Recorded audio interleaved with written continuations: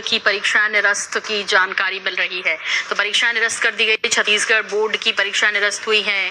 अब नहीं होंगी 10वीं और 12वीं की परीक्षाएं। बड़ी खबर इस वक्त थी, राज्य सरकार का ये बड़ा फैसला, 10वीं और 12वीं की परीक्षाएं अब नहीं होंगी, तो निरस्त कर दी गई हैं। फिलहाल 10वीं और 12वीं की परीक्षाएं, छत्तीसगढ़ बोर्ड की परीक्षाएं निरस्त की गई है। इस वक्त की बहुत बड़ी खबर आ रही है, 10वीं और 12वीं के छात्रों से जुड़ी हुई।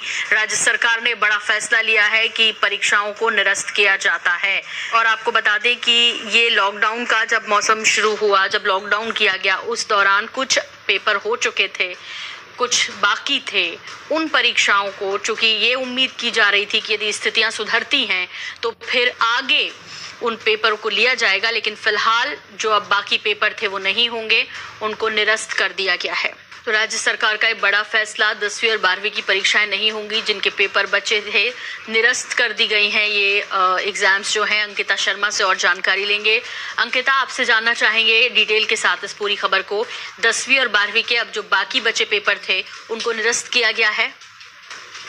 आज देखिए, राज्य सरकार ने निर्णय लिया है कि कोरोना को देखते हुए कितनी बड़ी संख्या में 10वीं और 12वीं के जो बच्चे हैं उन्हें एक साथ बैठा पाना मुश्किल होगा और ऐसे समय में बच्चों को डिस्टेंस जरूरी है। इसके चलते सरकार ने जो 10वीं और 12वीं की परीक्षाएं थी उसे स्थगित करते हुए सरकार ने निर्णय लिया है कि इंटरनल असेसमेंट के आधार पर उनको मार्क्स दिया जाएगा, यानी कि उनके स्थिति को देखते हुए कि साल भर में किस तरह के उन्होंने प्रयास के कामकाज किया है, उसको लेकर उनको बच्चों को जो है वो मार्क्स दिया जाएंगे। क्योंकि कोरोना का एक प्रकोप लगातार बढ़ते जा रहा है, सोशल डिस्टेंसिंग का पालन कर पाना बहुत ही मुश्किल होगा। क्योंकि देखिए, 10वीं और 12वीं की जो परीक्षाएं होती है वो बोर्ड की परीक्षाएं होती है। ऐसे में क्योंकि दूसरे स्कूल में बच्चों को भेजना होता है और ऐसे समय में बच्चों को दूसरे स्कूल में भेजना, वहां पर पूरी सुरक्षा व्यवस्था करा पाना बहुत ही मुश्किल होगा। इसलिए सरकार ने एक बड़ा फैसला लिया है कि अब जो 10वीं और 12वीं की जो परीक्षाएं जो अब तक नहीं हो पाई थी उसे स्थगित किया है और इंटरनल असेसमेंट के आधार पर जो बच्चे हैं उन्हें मार्क्स दिया जाएगा। जी बिल्कुल। और अंकिता, फिर ये कह सकते हैं कि अब एक तरह से प्रमोशन कर दिया जाएगा उन बच्चों का, जनरल प्रमोशन के जरिए वो आगे बढ़ जाएंगे।